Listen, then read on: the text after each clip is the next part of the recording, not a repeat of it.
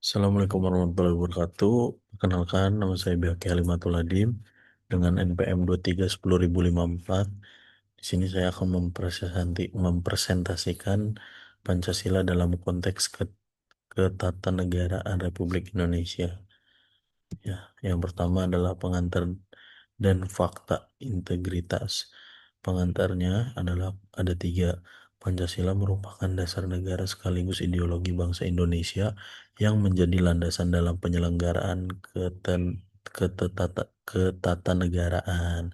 Yang kedua, kedudukan Pancasila tidak hanya bersifat filosofis tetapi juga menjadi sumber hukum tertinggi yang menjiwai seluruh peraturan perundang-undangan di Indonesia. Yang ketiga, presentasi ini akan membahas bagaimana nilai-nilai Pancasila diimplementasikan dalam struktur dan sistem ketatanegaraan Republik Indonesia. Fakta integritasnya, materi yang disampaikan dalam presentasi ini disusun berdasarkan hasil kajian pustaka secara mandiri. Terus yang kedua, seluruh sumber referensi yang digunakan telah dicantumkan sesuai kaidah penulisan akademik yang berlaku. Penyusunannya bertanggung jawab penuh atas keaslian dan kebenaran isi materi yang dipaparkan. Pancasila sebagai sumber dari segala sumber hukum. Pancasila berkedudukan sebagai stats fundamental norma fundamental negara, yaitu norma tertinggi yang menjadi dasar dan sumber bagi seluruh peraturan perundang-undangan di Indonesia. Yang kedua, kedudukan ini secara eksplisit tercantum dalam pembukaan Undang-Undang Dasar Negara Republik Indonesia tahun 1945, khususnya alinea keempat.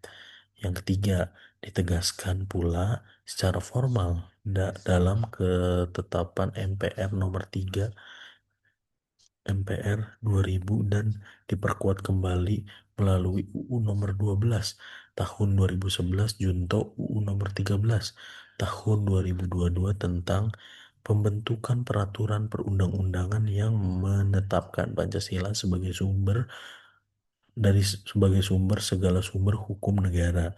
Yang ketiga, yang keempat adalah konsekuensinya seluruh produk hukum di Indonesia mulai dari UU UUD 1945, undang-undang hingga peraturan di bawahnya tidak boleh bertentangan dengan nilai-nilai yang terkandung dalam Pancasila. Sila ketuhanan, sila kemanusiaan, sila persatuan, sila kerakyatan, dan sila keadilan sosial. Nah, dan yang kelima, fungsi ini menjadikan Pancasila sebagai alat uji dalam menilai konstitusionalitas maupun keabsahan suatu peraturan perundang-undangan. Hubungan Pancasila dan Undang-Undang Negara Republik Indonesia 1945, hubungannya yang pertama terbagi menjadi empat. Yang pertama, hubungannya Pancasila dan Undang-Undang NKRI 1945 bersifat kausal organis. Pancasila sebagai dan undang sumber nilai Undang-Undang 1945 sebagai penjabaran normatif. Nilai yang kedua, Pancasila termuat dalam pembukaan UUD 1945 yang berkedudukan sebagai stat fundamental norm dan tidak dapat diubah atau diamandemenkan. Yang ketiga, batang tubuh pasal-pasal Undang-Undang 1945 merupakan penjabaran operasional Pancasila, sifatnya dapat diamandemenkan sesuai kebutuhan zaman. Yang keempat, keduanya membentuk satu kesatuan Pancasila sebagai jiwa atau dasar filosofis. Undang-Undang 1945 sebagai konstitusi tertulis yang mengatur secara struktural implementasi sila-sila.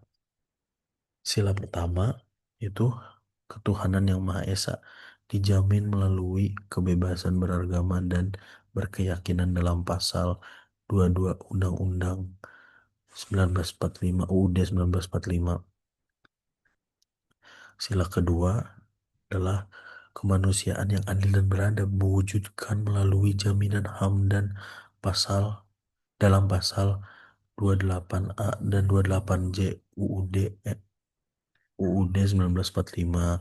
Sila ketiga Persatuan Indonesia tercermin dalam prinsip-prinsip negara pasal 1 ayat 1 dan semboyan Bhinneka Tunggal Ika. Sila ketiga kerakyatan yang dipimpin oleh hikmat kebijaksanaan diimplementasikan melalui sistem demokrasi dan musyawarah dalam lembaga perwakilan pasal 2 dan pasal 19 sampai pasal 20 UUD 1945.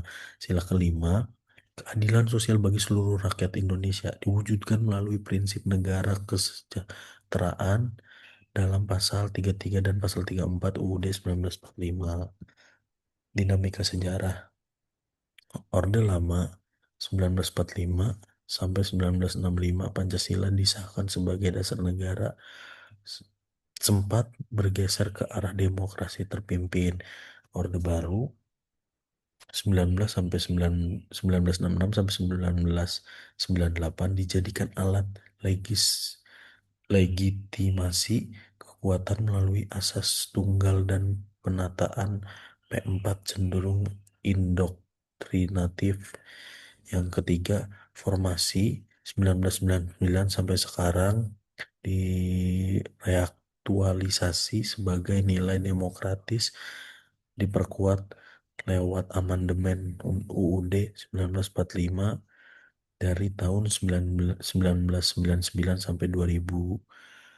Pemaknaannya berkembang mengikuti zaman, namun kedudukannya sebagai dasar negara tetap konsisten.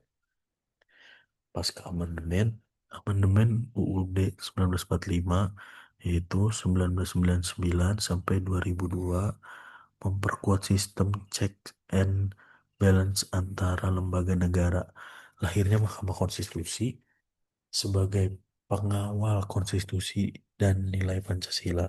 Ketiga, kedaulatan rakyat ditegaskan lewat pemilihan presiden langsung dan penguatan lembaga perwakilan.